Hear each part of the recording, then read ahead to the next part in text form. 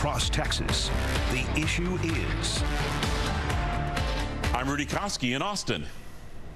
I'm Stephen Dial in Dallas. I'm Greg Krugen in Houston, and this is Texas, the issue is.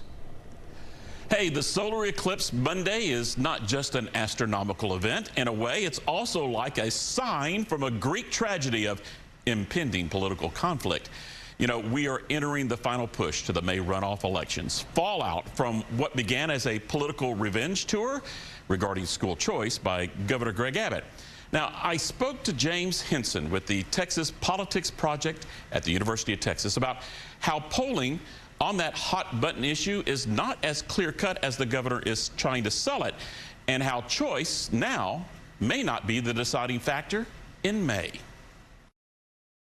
What we're seeing is an interesting kind of split screen in this final round of the primaries, in which vouchers and school choice are motivating a lot of the strategy and a lot of the targeting in Republican primaries, but we're not seeing it show up, the issue show up as consistently in advertising or in the discussion, because in a Republican primary, there is one issue that is dominant right now, and that's border security. So there's an interesting disconnect between the motivation and what we're actually seeing play out on the ground. The water's really muddy here.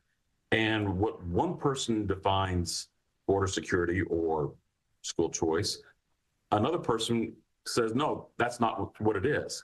What we found is that if you simply ask people, do you support or oppose establishing, and you just throw all the language in a voucher, ESA, or other school choice program in Texas, you find narrow, majority of support, but pretty clear majority support. You get 52% in favor and 27% opposing. But if you phrase the question as, do you support or oppose redirecting state tax revenue to help parents pay for private school costs, the support goes down, and more importantly, the opposition really goes up. But on the other hand, when you ask people, what is the most important problem facing the state, or even more specifically, as we did in February, what issues are really on your mind when you're going to cast your vote in a legislative primary election, school choice programs don't move the needle, and that includes among Republicans. We gave people an open-ended question and asked them, essentially, what one or two issues are most important to you when you go to cast a vote in a legislative primary? And among people that said they were planning on voting in the primary, no Democrats said school choice. Only 2% of Republicans said school choice, and by comparison, well more than 60% of Republicans said immigration and border security, all of which explains to you why, if you look at most of the media buys, both on television and on social media, the issue that seems to be central to Republican campaigns, and we're seeing it right at this very moment in the runoff for Speaker Dade Phelan's seat, is immigration and border security. And Republicans accusing their opponents of being soft on border security. That's not an accident. That is what moves Republican voters. As we move forward, does school choice pick back up, or has it lost its luster? Has it lost its steam? Or does it morph into something else?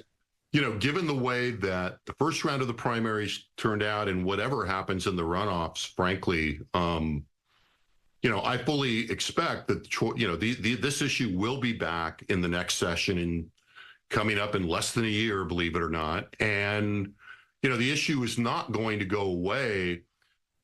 Mainly because I think that Republican leaders know that there are major players at the elite level of the party, both in the state and outside the state, who are deeply invested in this. Do you expect a dud in May in regards to turnout because everything is so muddy right now? Runoff elections are always very low turnout affairs. While we might see some marginal increase in that, I don't expect any turnout records in these races. I mean, the one exception might be Dave Phelan's race. Pretty interesting there. Now, the polling by Hinson's team and the strategy on the campaign trail makes me think of a word used by a character in the play, The Music Man. That word, phraseology. So, Greg, what's your word? Rudy, my word is relentless. Stephen, take us to the break with the word. Breaking the rules, moving target. And with that, the Texas Trio will be back to discuss the run-up to the runoffs.